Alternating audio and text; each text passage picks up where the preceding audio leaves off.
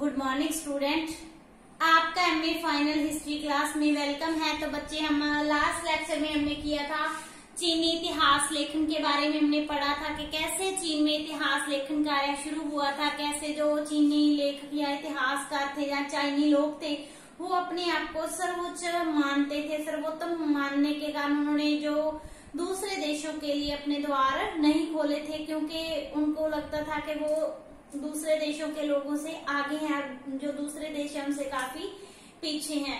तो उस जो हमने लास्ट लेक्चर में हमने 3 वंश पढ़े थे, आपको याद होगा उन वंशों के बारे में।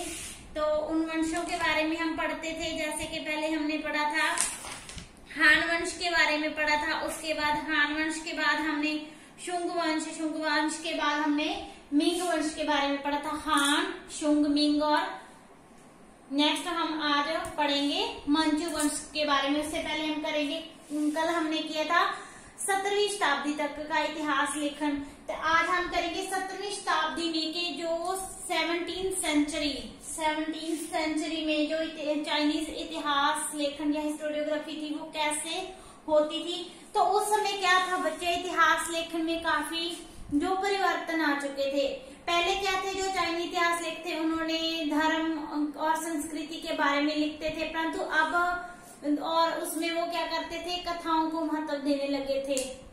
परंतु अब क्या था, कथाओं का या काल्पनिक कहानियों का जो महत्व था वो कम होने लगा था। इसके अलावा जो इतिहासकार थे उन्होंने अपने इतिहास लेखन कार्य में ऐतिहासिक सामग्री और साक्ष्यों के महत्व को अपनाना शुरू कर दिया था। आई रिपीट के जो कथाएं थी, जो कथानक मतलब इतिहास लेखन था उसका महत्व कम हो गया था और उसकी बजाय उन्होंने ऐतिहासिक सामग्री मतलब उन्होंने डाटा इकट्ठा करके उनके फैक्ट के आधार पर, तथ्य के आधार पर और साक्ष्यों के आधार पर इतिहास लेखन कार्य शुरू कर दिया था। क्लियर? क्योंकि इनके टाइम पीरियड में हमने पढ़ा था ना कि 17वीं शताब्दी से पहले क्या था, इतिहास कार्यालय की स्थापना हो चुकी थी। इसके अलावा बहुत से ऐसे व्यक्ति भी आए इस टाइम पीरियड में जिन्होंने इतिहास में के अध्ययन में और अधिक गहनता और तीक्ष्णता से कार्य करना शुरू कर दिया। हालांकि उनको सफलता नहीं मिली, परंतु उन्होंने प्रयास किया था। इसी तरह इस समय कुछ आत्मकथाएं लिखी गई थी जो कि व्यक्तियों से संबंधित होती थी। कि इस समय जो कथाएं थी उनका महत्व कम हो गया था, परंतु क्या थी, आत्मकथाएं लिखी गई थी जो कि व्यक्तियों से संबंधित थी। इसके अलावा एक तो व्यक्तिगत रूप में इतिहास लेखन होता था, दूसरा इनके समय में जो सरकारी इतिहास कार्यालय खुला था उसके अंदर सरकारी इतिहासकारों के द्वारा भी इतिहास लेखन कार्य होता था। और दोनों में कुछ भी विशेष अंतर नहीं था, क्योंकि दोनों ही ऐतिहासिक सामग्री और साक्ष्यों का प्रयोग करते थे।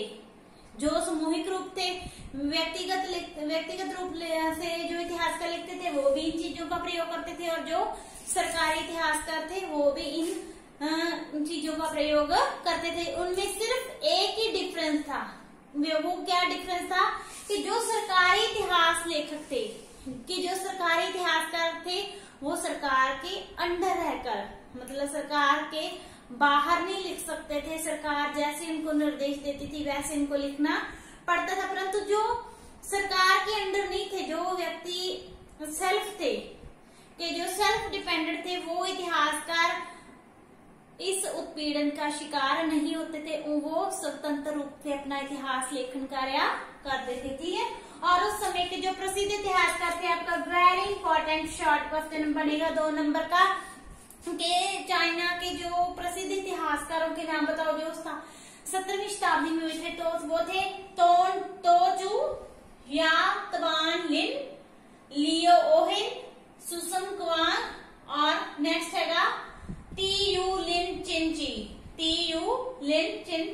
क्लियर? वेरी इंपॉर्टेंट आपका ये पार्ट, रट्टे लगा लेना आपने इसको, क्योंकि इनके नाम थोड़े टफ है, आपको याद करने में कठिनाई होगी, परंतु आपको याद इनको ट्रिक से कर लेना। क्लियर? तो ये उस समय के प्रसिद्ध इतिहासकार थे। और जो 17वीं शताब्दी में इतिहास लेखन कार्य था, इसमें इतिहासकारों ने नवीन पद्धति का ग्रहण किया था। उन्होंने आलोचनात्मक, कि उन्होंने किसी भी घटना का वर्णन करने से पहले उनका आलोचनात्मक उनका वर्णन करते थे, फिर उसको इतिहास लेखन कार्य में लिखते थे और इस तरह उन्होंने इस प्रथा का निरंतर प्रवाह किया था। इसके अलावा उन्होंने जो इतिहास लेखन कार्य किया था, इस समय जो ज्यादातर इतिहासकारों ने वो व्यक्तिगत रूप में ना होकर, मतलब एक इतिहासकार ना होकर सामूहिक रूप में कि कई इतिहासकार मिलकर ऐतिहासिक या इतिहास लेखन कार्य करते थे। इसकी एक विशेषता और भी थी कि इस समय जो इस शताब्दी में इतिहास लेखन कार्य किया गया था वो कथानक जीवन शैली में किया गया था। क्लियर। उसके बाद नेक्स्ट हम करते हैं 17वीं से 20वीं शताब्दी तक के चाइना में जो 17वीं से 20वीं शताब्दी तक इतिहास लेखन कैसा था। तो वेरी इंपॉर्टेंट पार्ट है ये वाला आपका। तो इस समय जो नया वंश आ गया था जिसके बारे में मैंने अभी अभी आपको बताया था कि पहले हान वंश आया था, फिर मिंग वंश आया था, फिर शुंग वंश आया, फिर मिंग वंश आया और उसके बाद जो लास्ट था वो था मंचू वंश। Very important.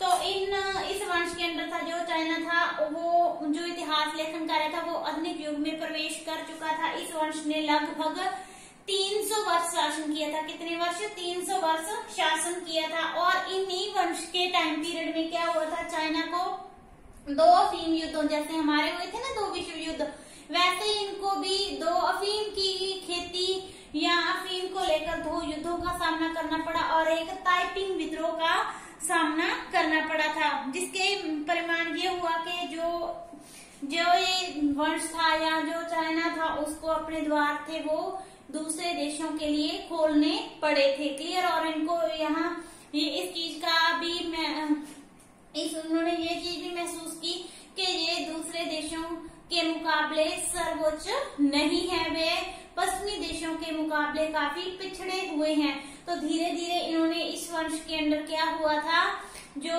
चाइना ने अपने व्यापार के मार्ग दूसरे देशों के लिए खोल दिए थे। तो इस तरह जो दूसरे देशों के इतिहासकार थे उनको चाइना के इतिहास के बारे में जानने का एक अवसर मिला था। ये भी इम्पोर्टेंट पॉइंट है ये आपका। अब इतिहासकारों जो चाइना चीन में भी इतिहासकारों को संरक्षण दिया जाने लगा था और उन्होंने जो इतिहासकार थे उन्होंने चीन के अतीत के संदर्भ में शोध सामग्री को भी इतिहासकार और विद्वानों को देना प्रारंभ किया गया था। और इसी समय जो चीन में शोध कार्य को महत्व दिया जाने लगा था। इसके अलावा चाइना में प्रेस और कागज की खोज ने भी जो इतिहास लेखन के कार्य में काफी प्रसार और विकास का कार्य मार्ग प्रस्तुत किया था। और अफीम युद्धों के बाद जो इतिहास लेखन की पद्धति थी उनमें कई नवीन परिवर्तन हुए थे। क्लियर। तो इस तरह अफीम युद्धों के बाद चीनी इतिहास लेखन में भौतिक परिवर्तन आए थे और जो इतिहास लेखन में तुलनात्मक दृष्टि के पहले कौन सी थी, 17वीं शताब्दी में आलोचनात्मक थी, परंतु अब क्या था, आलोचनात्मक की बजाय अब कंपैरिजन करते थे, तुलनात्मक दृष्टिकोण को अपनाया गया था। और इसका जो मूल कारण था वो चीनी विद्वानों पर पश्चिम का प्रभाव होना था। इसलिए विद्वानों ने पूर्वी और पश्चिमी इतिहास लेखन की तुलना करनी शुरू कर दी थी। क्लियर। यहाँ तक आपको समझ आया। नेक्स्ट हमारा जो पॉइंट है वो है 20वीं शताब्दी में इतिहास लेखन। क्लियर। कि 20वीं शताब्दी तो हमको पता लग चुका है कि जो उन्होंने अपने द्वार या व्यापार के मार्ग पश्चिम के देशों के लिए खोल दिए थे। अब हम करेंगे 20वीं शताब्दी में इतिहास लेखन कैसा हुआ था। तो जैसे ही उन्होंने अपने जो देश के द्वार थे वो विदेशों के लिए, जहाँ पश्चिमी देशों के लिए खोले, तो पूर्व और पश्चिम जैसे कि चाइना और पश्चिमी देशों के संबंध स्थापित होने लगे। क्लियर। तो इसके बाद उनको पता लग गया था, जो चाइना के इतिहासकार थे, लोग थे, शासक थे, कि चीन क्या है पश्चिमी देशों के मुकाबले काफी पछड़ा हुआ है। तो इस तरह जो चाइना की थी नीति एकाकीपन, मतलब अकेला रहने की नीति थी, एकाकीपन की नीति था, उसका चाइना ने क्या कर दिया, त्याग, उस नीति को उसने नकार दिया। अब उन्होंने विदेशों के साथ संबंध बनाना शुरू कर दिया था।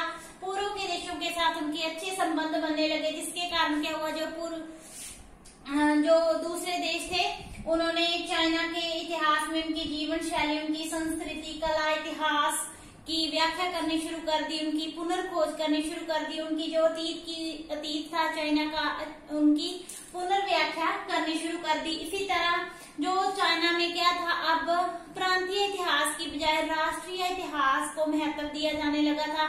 इसके अलावा नए विषयों पर उन्होंने इतिहास लेखन कार्य करना शुरू कर दिया था, जैसे नए विषय राजनीतिक विचारधारा, कला, साहित्य, सभ्यता, पश्चिमी विद्वानों के विचार। इन जो नए विषय थे इन पर क्या होना शुरू हो गया, नया इतिहास लेखन कार्य होना शुरू हो गया था। इसके अलावा उन्होंने आते आते इतिहास का विभाजन 3 भागों में कर दिया था, जैसे कि हम जानते हैं कि हम 3 भागों में बटा हुआ है, प्राचीन, मध्यकालीन, आधुनिक।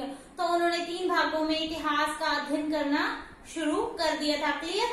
उसके बाद हम करेंगे कि आज के टाइम पीरियड में वर्तमान में जो चाइना में इतिहास लेखन की वर्तमान स्थिति कैसी है। क्लियर।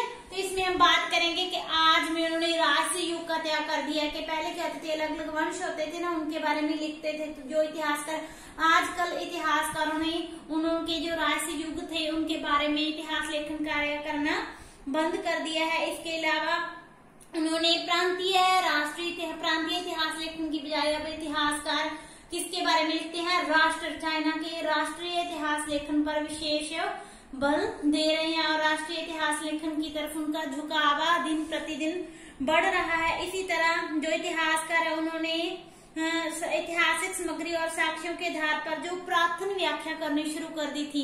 पहले क्या होते थे, वो ऐतिहासिक सामग्री और साक्ष्यों का सहारा नहीं लेते थे, परंतु अब उन्होंने फैक्ट के आधार पर इतिहास लेखन कार्य करना शुरू कर दिया है। इसी तरह जो वर्तमान में इतिहासकार है उन्होंने आधुनिक इतिहास लेखन की तरफ विशेष रूप से आकर्षित होना शुरू हो गया है और आज चाइना में जो साम्यवाद का जो प्रभाव पड़ रहा है उसके बारे में उन्होंने लिखना शुरू कर दिया है। इसी तरह जो अब इतिहासकार है उन्होंने पश्चिम की सांस्कृतिक सर्वोच्चता के सिद्धांत को भी समाप्त करने का प्रयास किया है और उनकी मान्यता है कि जो पश्चिमी संस्कृति है किसी भी प्रकार से पूर्वी संस्कृति से श्रेष्ठ नहीं है। क्लियर। तो आज के लिए ये टॉपिक इतना ही, कल हम नेक्स्ट टॉपिक करेंगे। Thank you so much.